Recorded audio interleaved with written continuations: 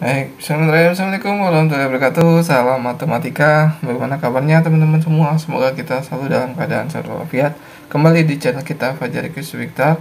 Ya, pada kesempatan kali ini kita akan melanjutkan untuk kelas 8 ya, matematika kurikulum 2013 edisi revisi. Kita akan membahas langsung ke bab kedua ya. Kemarin udah bab pertamanya ya, walaupun cuman sedikit tapi nggak apa-apa ya. Untuk bab kedua yaitu koordinat kartesius. Pada kesempatan kali ini di sini masih part 1 ya, masih part pertama. Kita masih baru akan mulai di koordinat kartesius. Tapi sebelumnya selamat datang kepada teman-teman yang baru bergabung bersama kami. Silakan yang belum subscribe dulu ya, karena subscribe itu gratis. Jika banyak subscribe, kita akan terus semangat upload videonya terus, dan teman-teman tidak ketinggalan ketika kita upload video terbaru. Bantu channel ini berkembang dengan cara like, comment, subscribe, dan share ke teman-teman kita semua ya. Baiklah, kita akan membahas materinya. Oke.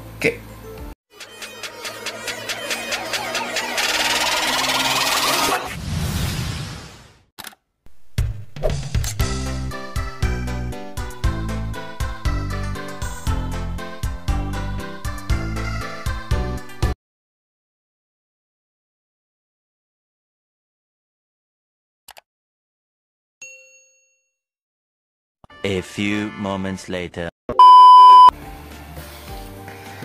Baik, ini dia untuk buku kurikulum 2013 edisi revisi yang warna kuning itu ya. Ini di halaman 41, bab kedua adalah koordinat kartesius. Ini saya jika terlalu banyak bacaannya, nah seperti ini saya skip aja ya teman-teman ya. Teman-teman bisa baca sendiri lah ya, supaya video kita tidak terlalu panjang. Saya akan ambil poin-poinnya aja yang kira-kira penting di sini. Nah, di sini ada ininya atau konsepnya, bisa dilihat sendiri, dan di sini ada sejarahnya, dan di sini ada ilustrasi. Dan nah, ini saya rasa SD itu sudah ya. Yang akan saya tekankan lagi ini pada saat menggambar ini ya, titik koordinat kartesius seperti ini ya teman-teman ya.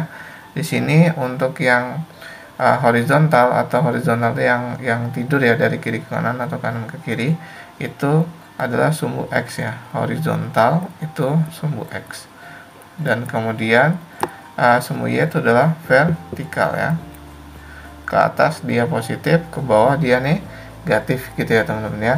Kemudian cara menentukan titiknya, kita lihat misalnya titik A ini, itu adalah kita lihat dari X-nya 3. Lihat, X-nya di sini 3 dan di sini 6 ya. Naik ini. Bentar, ini ada titik-titik sebenarnya ya. Titik gitu ya. Saya agak kesulitan karena saya nulisnya di HP teman-teman ya, harap maklum. Jadi sini dapatnya adalah 3,6. Nah, seterusnya gitu ya. Lagi kemudian kalau dari 3,6 ini, kalau yang ditanya jarak terhadap sumbu X, jarak terhadap sumbu X berarti lihat aja dari titik A ke angka 3 itu adalah 6 langkah ya. 6 langkah, maka di situ titiknya jarak terhadap sumbu X itu adalah 6 langkah, atau bisa dilihat dari dari titik Y nya. Kalau jarak terhadap sumbu Y itu adalah 3 langkah, bisa dilihat dari sini ya. 3 langkah itu di sini, 1, 2, 3. Nah gitu ya teman-teman ya. Oke, kenapa saya jelaskan seperti itu? Karena nanti kayaknya di bawah itu ada ya penjelasan seperti itu. Cuma nggak apa, saya jelaskan langsung semua aja di sini. Nanti tinggal kita ulangi sedikit-sedikit lagi aja ya. Kemudian ada lagi dia kuadran ya. Di sini adalah kuadran 1. Kuadran 1. Kuadran 1 itu X-nya itu positif, Y-nya juga positif ya. Berarti sama-sama positif ya teman-teman ya. Kemudian di sini kuadran 2. Kuadran 2 itu X-nya itu negatif, kemudian Y-nya itu adalah masih positif. Kemudian di sini kuadran 3 itu X-nya itu negatif, Y-nya juga negatif. Kemudian yang di sini kuadran 4, di sini berarti X-nya masih positif, Y-nya negatif. Nah, saya rasa itu sih ya untuk awal ini yang perlu ditekankan. Cara menggambar titiknya, kemudian jarak antara sumbu X dan sumbu Y nya, kemudian kuadrannya. Oke, jelas nggak ada masalah. Kita lanjut aja ya ke berikutnya. Nah, ini penjelasannya sama seperti tadi yang saya bilang. Titik A berjarak 3 satuan dari sumbu Y, tadi saya bilang gitu ya, dan berjarak 6 satuan dari sumbu X gitu. Dan yang lain juga bisa kita lihat. Nah, ini ada titik yang lain ya. Oh, ini ya beda kan. Oke, amatilah koordinat kartesius berikut ini. Oke, sudah kita lihat. Kemudian mana pertanyaannya? Isilah tabel berikut. Mana tabelnya? Oh, ini dia tabelnya ya. Di sini dilihat. Oh, di sini tadi yang saya sampaikan. Di sini kita akan mencari jarak ke sumbu X dan jarak ke sumbu Y. Sebenarnya tanpa menggambar bisa ya teman-teman ya, tapi nggak apa-apa kalau teman-teman mau lihat dari gambar. Misalnya ini kan titiknya 2,6, jarak ke sumbu X ya 2,6 nih. Di sini 2,6-nya jarak ke sumbu X, berarti kan ini ke bawah. Nah, ke bawah sini berapa langkah? Cara ngitung langkahnya lihat aja di sini. 1 2 3 4 5 6, berarti 6 ya. Atau bisa dilihat aja dari sini, dari sini ya ke 0 ini, berarti kan 6 langkah. Atau cara cepatnya tinggal lihat, nah sumbu Y sebenarnya ini kan X, Y gitu kan. Nah 2 kan dari sini nih 2 ya kan, 6 nya Y nya 6. Oh gitu kan ya teman-teman ya. Tapi kalau yang ditanya jarak terhadap sumbu X, jangan diambil ini. Kalau ditanya jarak ya, ini anak-anak sering salah. Cara cepatnya tuh ngambilnya yang dari Y nya ya, kebalikannya ya. Berarti kalau nyari jarak terhadap sumbu Y, berarti nyari yang tulis yang X nya ini 2 gitu ya. Nih 1 2, nah itu kan jaraknya 2 langkah. Oke, saya balik ke sini. Nah, ini berarti tinggal kita hitung saja ya, kita isi saja. Di sini kan satuan-satuan, ini saya tulis angka aja ya teman-teman ya, biar cepat. Di sini ingat 6 ini berasal dari sini aja kalau mau cepet ya. 2 ini berasal dari sini gitu ya. Oke, jarak terhadap sumbu X, ingat ngambil yang Y. Ini kebetulan sama angkanya 5. Kemudian sini negatif 4,3, jarak terhadap sumbu X berarti ngambil dari Y nya 3. Jarak terhadap sumbu Y berarti ngambil dari X nya. Jarak tidak pernah ada negatif ya. Kalau dia negatif 4 tetap kita tulis 4 itu ya teman-teman ya. Oke, kita lanjut. Di sini kita tulis 6, di sini kita tulis 5. Di sini kita tulis 3, di sini 6, di sini 5, di sini 4, di sini 5, di sini 6, di sini jarak terhadap sumbu ya 6, di sini 3. Oke. Cepet ya teman-teman ya. Ya seperti itu cara cepetnya emang. Tapi kalau mau lihat lewat gambar juga boleh sih. Terserah teman-teman aja gimana enaknya ya. Oke. Nah, ini tadi yang saya jelaskan kuadran ya. Saya jelaskan lagi sedikit di sini. Kuadran 1 positif, Y positif gitu kan. Kemudian kuadran 2 itu X-nya negatif, Y-nya positif. Kuadran 3 negatif, X-nya negatif, Y-nya negatif. Kuadran 4 X positif, Y negatif ya. Ingat aja dia berlawanan arah jarum jam ya. Kuadran 1, ini kuadran 1, kuadran 2, kuadran 3, kuadran 4 gitu ya.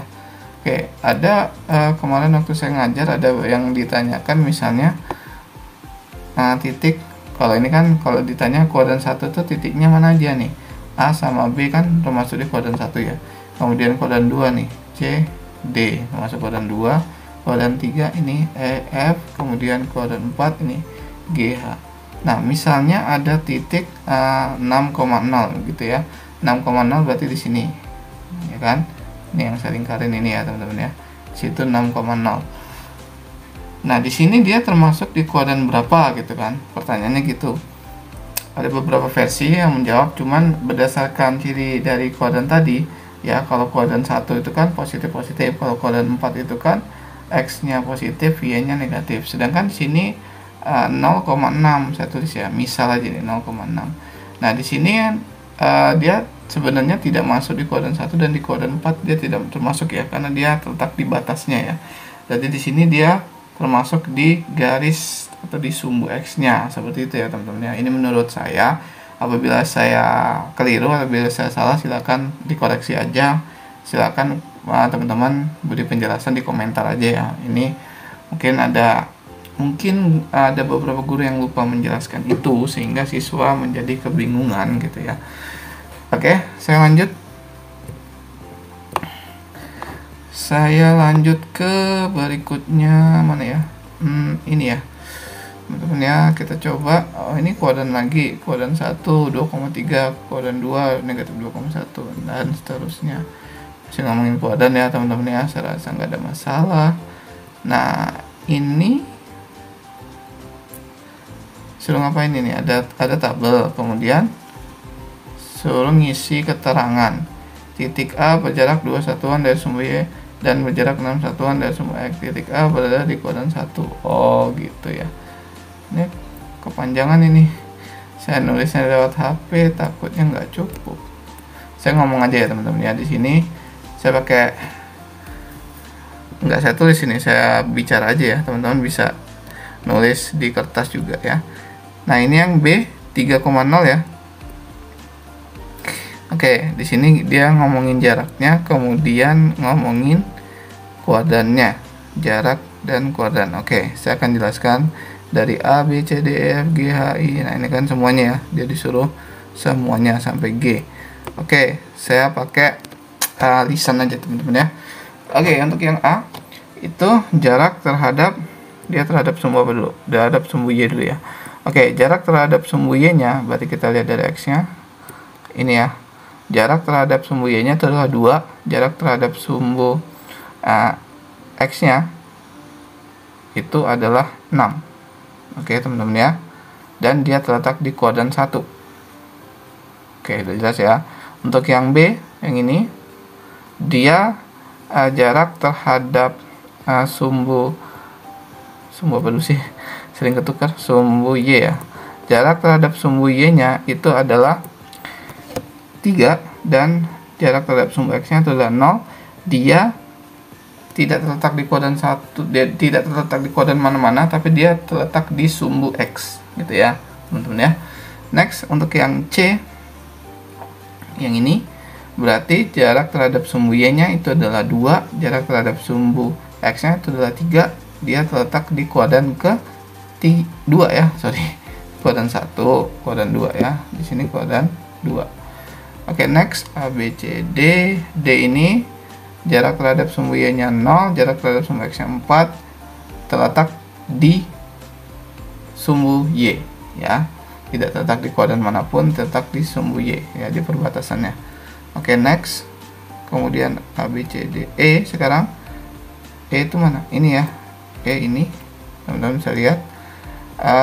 Untuk jarak terhadap sumbu Y-nya itu adalah 5, jarak terhadap sumbu X-nya 0, tidak terletak di kuadran manapun, tapi terletak di sumbu X. Oke, F ada di sini.